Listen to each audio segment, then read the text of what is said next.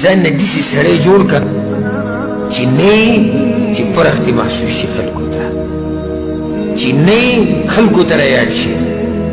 You سړی و چې ښځه به مې یادوي، مړه لرګی د ښځې خبره ده، یو ښځې پورې کتئ ښځه به مې یادوي. زه یم چې امت دې یادوي، قوم دې یادوي، خاندان دې یاد کړي، علاقه دې یاد کړي، کلی دې یاد کړي. نو سړی به چې دا خو چې ریاکاري کې نه راځي، زه خو ریاکار نه یم، خو څوک داسې ویلی شي. ابراهیم علیه السلام یو دعا دا غوښتلې وه، واجعل لي لسان صدق فی الاخرین. یا الله زما ښه تذکره په وروستنو کې پرېږده. دا اوس ریاکاري ده؟ زما ښه تذکره په وروستنو کې پرېږده. ښه تذکره ستا په دې څوک نه کوي. ټیټ سړی او سهار چې و مزدورۍ نه ووتو، شپې به توره تیاره به راتلو، ځان لرې کوله ماله ورځې زه باید نه راکړې، زه ستا ولې تذکره کوم. یا پهلوان سړی و، دا خښتې به یې داسې اوچتولی که نه، ځان لرې اوچتې کړي، زه به یې څه وکړم. خو چې کله ته د مخلوق سره احسان وکړې او دیندار او د هر چا سره منډې وهې او د هر چا په کار راځي، داسې سړی چې مړ شي هم تذکره یې ژوندی وي. مړ وی الله دې وبخښي، سکه سړی الله دې وبخښي، هر چا سره منډې وهلې، الله دې وبخښي د جومات په وصف کې ولاړ، الله دې وبخښي همیشه به مسکی و، الله دې وبخښي د غریبانو سره به ډېرې منډې وهلې، الله دې وبخښي د کونډو سره او د پلانۍ سره او د کلیوالو سره او جرګو کې به ناست او صلحې به یې کولې. دا خبرې خلک د هغه چا یادوي چې چا د مخلوق سره احسان کړی. که ته ډېر په دې دنیا پسې منډې وهې، ستا د دنیا هېڅوک نه یادوي، کېدای شي دا بچي دله هم یادونه کړي. هسې یو مثال بله در نه کوم ښکلی، زموږ خوا ته ډېر راځي وروڼو په دې منځ کې چې دا مسله راشي. یو ورور ټول عمر مزدوري کړي او کشر بیا وایي چې باله پکې حصه. دا مسلې ماله ډېرې راغلي. زما په مخ کې یو ځای کې فیصله وه او کشر ورور ناست او ټول له مشر ناست. دا ټول له مشر چې هغه سپین ږیری و، شپېتو ته نږدې و.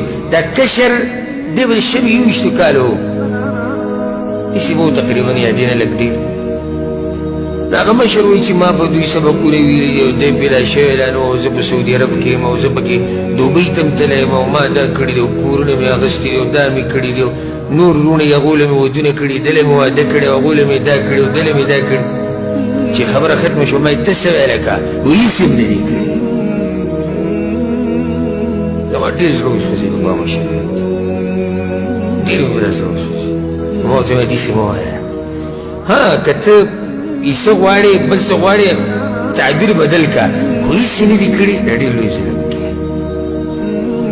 هسې دا تاسو له ښکلی مثال در کوم. دې سړي ټول عمر په سعودي عرب کې په دوبۍ کې تېر کړی، سپین ږیری شوی دی، هغوی ولې منیم دی چې ده مزدوري کړې ده.